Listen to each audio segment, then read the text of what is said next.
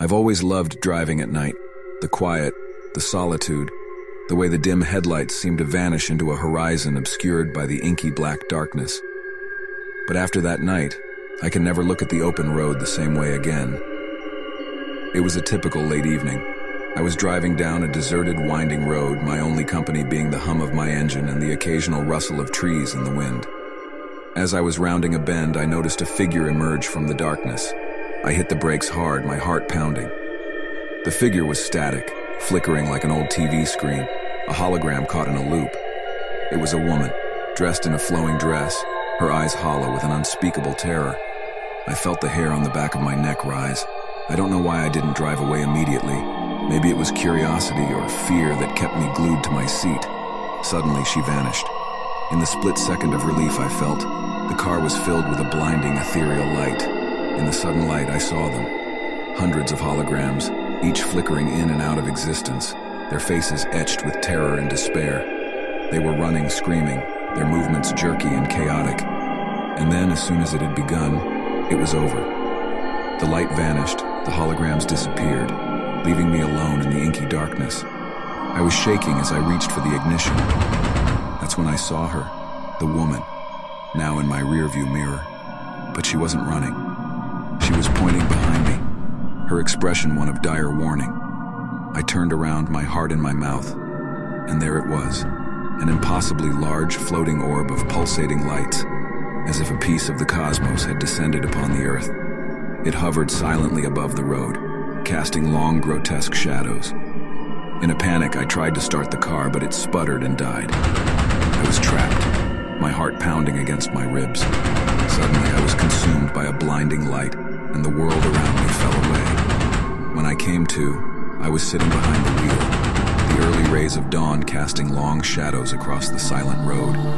There was no trace of the night's horror, no flickering figures, no cosmic orb. But as I drove away, I couldn't shake off the dread that clung to me like a second skin. They found my car a few miles down the road, abandoned. I have no memory of how I ended up home. They say I was in shock, raving about lights and apparitions. I know what I saw, but I don't dare speak of it. How can you make someone understand an experience that defies the very laws of nature? I don't drive at night anymore, but sometimes when I close my eyes, I can still see them. The flickering holograms, the hollow-eyed woman, the pulsating cosmic orb, and the cold dread returns, a reminder of the night when a simple drive became an unimaginable nightmare. After the incident, I spent countless hours poring over maps, satellite images, and local lore in a futile attempt to understand what had transpired. I found the same rural town, the same lonely stretch of road, but there was no trace of the horrors I'd witnessed. Even the locals, with their generations of ghost stories and urban legends, had nothing that came close. With each passing day, the terror I had experienced began to feel more like a hallucination, an eerily vivid nightmare. But the hollow feeling that lingered was too real to dismiss. I was trapped between a reality that offered no answers and a memory too terrifying to confront. I sought help. Therapists, paranormal experts, even a hypnotist, in a desperate bid to reconcile my experiences. But their platitudes and theories, though well-meaning, felt far removed from the otherworldly fear that haunted me. Weeks turned into months. The experience started to feel like a detached memory, an echo from another life. And just when I thought I was finally getting back to normalcy, it happened. One evening I was returning home from work. The city was buzzing with life, its neon heartbeat a stark contrast to the lonely road of my memory.